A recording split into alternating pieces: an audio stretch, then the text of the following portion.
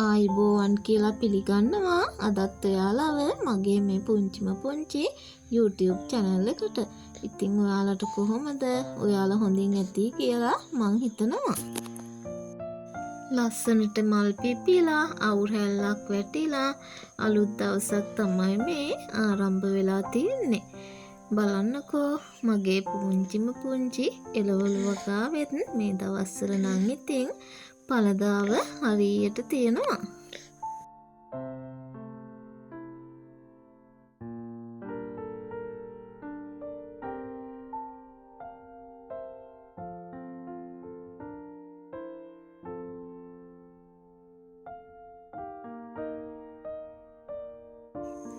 ඔක්කොටම කලින් ඉතින් කුරුළු යාළුවන්ට කෑම ටිකක් දෙන්න ඕනි කියලා හිතුවා. ඒගොල්ලත් ඉතින් අපි මොනවා හරි දුන්නොත් නේ කන්නේ.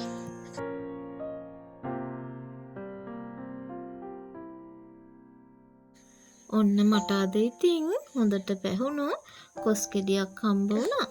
දවල්ට මම ඒකෙන් රසම රස කොස් ව්‍යංජනයක් හදාගන්න තමයි හදන්නේ. මම ඉතින් කොස් සුද්ධ කරන්නේ මෙන්න මේ විදිහට. මම මුලින්ම කොස් ගෙඩියට මේ විදිහට ලීයක් හොඳට උල ගහලා මේ පොතු ටික අයින් කරගෙන කොහොල්ල ටික හොඳට පිහදාලා තමයි කොස් ගෙඩිය කොටාලා ගන්න. කුට්ටි කපලා අර වහල් එහෙම කපලා දාලා කොස් සුද්ධ කරනවට වැඩිය මට නම් මේ විදිහට කොස් හදා ගන්න එක තමයි ලේසිම. එහෙනම් ඉතින් ඔයාලා බලන්නකෝ මං කොස් හදාගන්නේ කොහොමද කියලා. කොස් හදන ගමන් අපි ටිකක් කතා කරමුද? ඔයාලට කියන්න මට ගොඩාක් දේවල් තියෙනවා. මොකද මගේ ජීවිතේ මෙහෙම ගෙවිගෙන ගියාට ඇත්තටම හරිම කටුක විදිහට තමයි මුල් කාලෙදී තිබුණේ. දැන් නම් ඉතින් ගොඩාක් දේවල් අපිට ලැබිලා තියෙනවා. ගොඩාක් බලාපොරොත්තු ඉෂ්ට කරගෙන තියෙනවා. ඒ දේවල් දැනගන්න ඔයාලත් කැමති ඇතිනේ. එහෙනම් ඉතින් මගේ කතාව අහන් ඉමුද? මෙච්චර දවසක් ඔයාලා මගේ වීඩියෝ බැලුවට මම කවුද? මම ඉන්නේ කොහෙද කියලා ඔයාලා දන්නේ නැහැනේ. මගේ නම ඉරේෂා ලක්මාලි. මම ඉන්නේ සිංහරාජ කිට්ටුවට වෙන්න තියෙන පුංචි ලස්සන ගම්මානක. මට ඉන්නවා පුතාලා දෙන්නෙක්. ලොකු පුතාට අවුරුදු 7යි, චූටි පුතාට අවුරුද්දයි.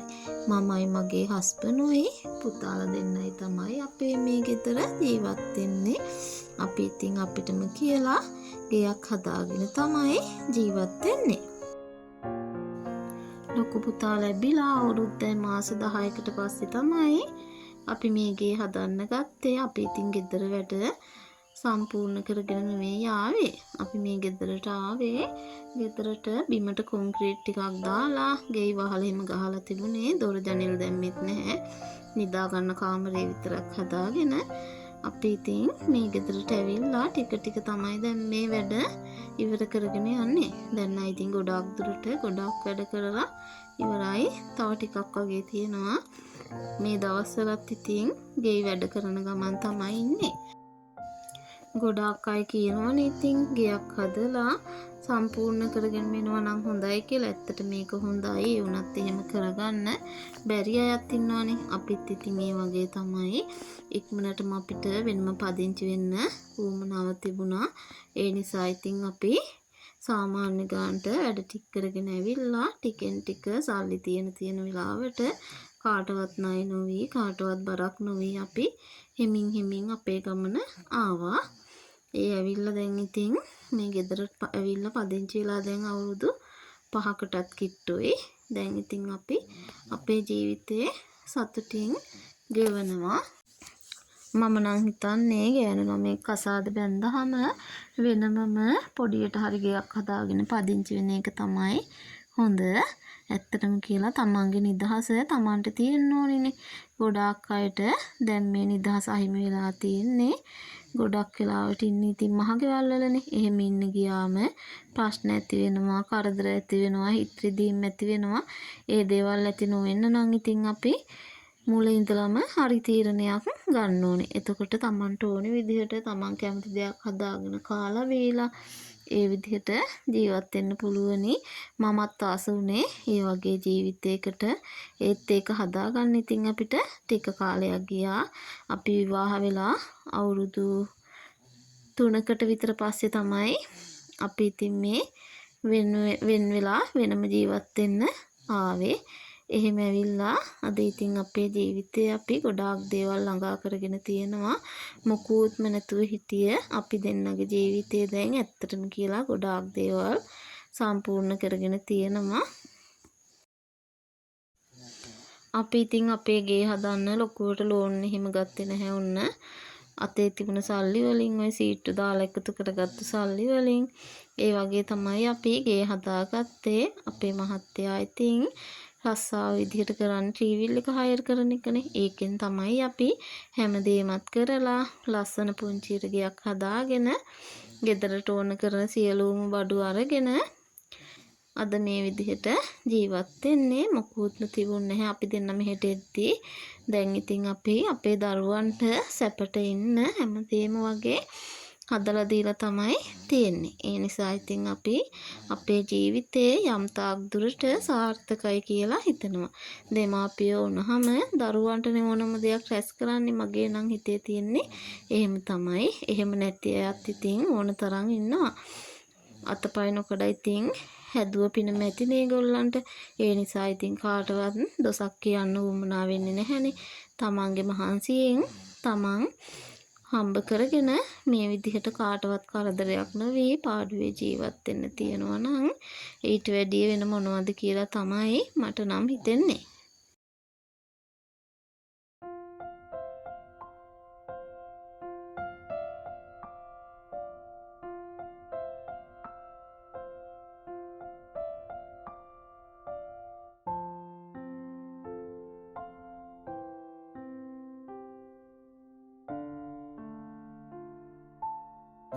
ඔන්න ඉතින් කතාවෙන් මං කොස් ටිකක් සුද්ධ කරන ගමන් තමයි ඉන්නේ. අද ඉතින් කොස් වෑංජනේ හැදුවාම ගෙදර හැමෝම කැමතිනේ කොස් කන්න. මම ඉතින් අපේ චූටි පුතාටත් කොස් නම් දෙනවා. මොකද මේවා ඉතින් වස විස නැති ගමේ ආහාරනේ. ඒ නිසා ඉතින් මේ දේවල් දුන්නට දරුවන්ට කිසිම අගුණයක් නැහැ. හොඳ පෝෂණයක් ලැබෙනවනේ මේ දේවල් වලින්.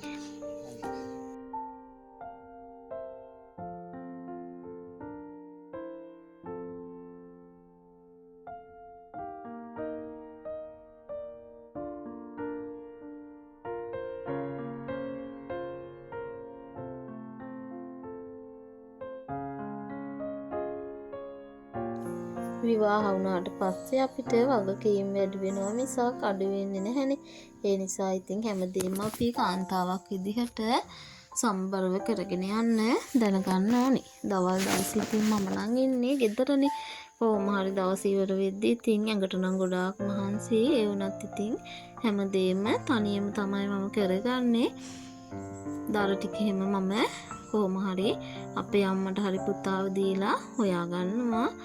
අපි ඉතින් වැඩිපුර පාවිච්චි කරන්නේ දරනේ. මම දරක් පාවිච්චි කරනවා. ගෑසුත් පාවිච්චි කරනවා. ඒ වගේම කරන්ට් බඩුව, රයිස් කුකර් එක, හීටර් ජෝගුව, ඒ වගේ දේවල් හැමදේම පාවිච්චි කරනවා. ඒ වුණත් ඉතින් අර පිරිමැස්ම කියන දේ අනිවාර්යෙන්ම තියෙන්න ඕනේනේ. දර ටිකක් හොයාගත්තාම අපිට ඉතින් හොඳයි ඉක්මනට උයා ගන්න එහෙමත් පුළුවන්නේ. ඒ නිසා ඉතින් මම මගේ වැඩ නම් කරගන්නේ කොහොම හරි තනියම තමයි. අම්මා ඉතින් පුතාව සමහර වෙලාවට බලා දෙනවා. ගොඩක් වෙලාවට ඉතින් මම කරදර කරන්නේ නැහැ. මගේ පාඩුවේ එයා නිදාගත්තු වෙලාවට ඔය අහල පහල කොහේ හරි වැටිලා තියෙන දරත්තක් හරි හොයාගෙන ඇවිල්ලා ඒ දේවල් හදා ගන්නවා. කෑම බීම වුණත් ඉතින් ගෙදර වත්තේ හිටවලා එළවලු පොඩ්ඩක් ඒ දේවල් අමු මිරිස් ටිකක් මම නිතර පාවිච්චියට ගන්නවා. හැමදේම ඉතින් සල්ලි වලට කරන්න ගියොත් කරන්න බැහැනේ. ඒ නිසා තමයි එහෙම කරන්නේ. වසවිස නැති පලා ටිකක් හැම දරුවන්ට දෙන්න ඕන හින්දා මුගුණු වෙන්න ගහක් හරි ගෙදර හිටව ගන්න කියලා තමයි මට නම් ඉතින් ඔයාලට කියන්න තියෙන්නේ.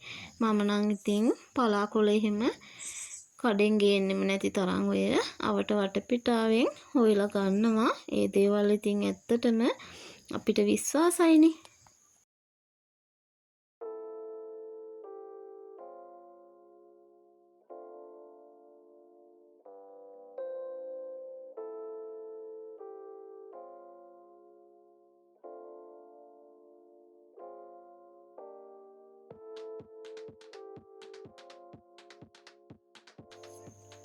මේ දවස්වල ඉතින් අපේ පැත්තේ හොඳට කොස් තියෙන හින්දා නිතරම කොස් නම් හැදෙනවා. කොස් තෙල් කාලෙට මම ටිකක් වේලලා අරන් තියාගන්නත් අමතක කරන්නේ නැහැ. කොස් එහෙම ඉතින් ඉවර වෙගෙන යද්දි තමයි වේලන්නේ. දැන් මේ තාම කොස් වාරේ පටන් ගත්තා විතරනේ. ඉදිරි දවසක මම කොස් වේලනවත් වීඩියෝ එකකින් ඔයාලට අරගෙන එන්නම්කෝ. ඔයාලා මගේ channel එකට අලුත් කෙනෙක් නම් මාව subscribe කරගෙන යන්න අමතක කරන්න එපා. මගේ වීඩියෝ හොඳ නම් ඔයාලා මාත් එක්ක දිගටම රැඳිලා ඉන්න. ඒ වගේම like කරන්න, comment කරන්න, share කරන්නත් අමතක කරන්න එපා. ඕනම කාන්තාවකට ඉතින් ගොඩාක් වෙලාවට ගෙවල් වල ඉන්නේ ඉතින් ජොබ් එකක් කරන්නේ නැති අයනේ.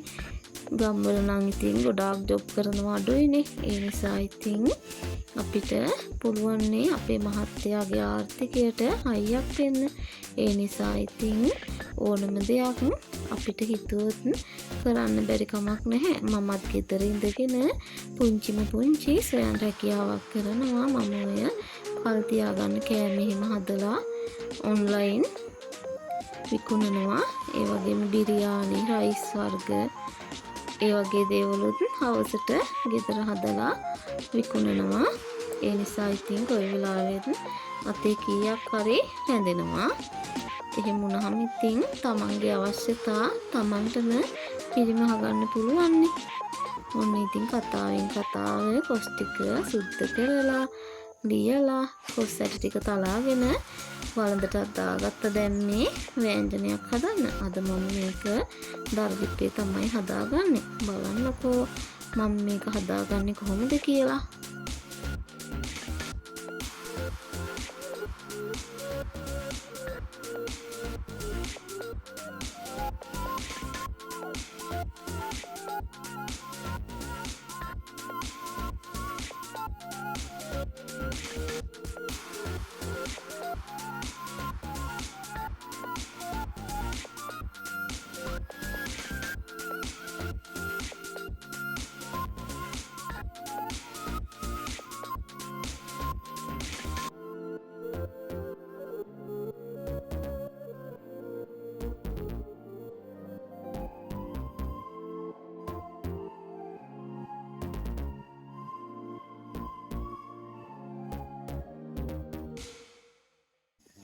අවශ්‍ය මිරිස් 3-5 ටික, රම්පේ කරපිංචා රතු ලුණු ටික ඔක්කොම දාලා ඉතින් ඔය විදිහට මම වතුරෙන් තමයි කොස් ටික තම්බ ගත්තේ.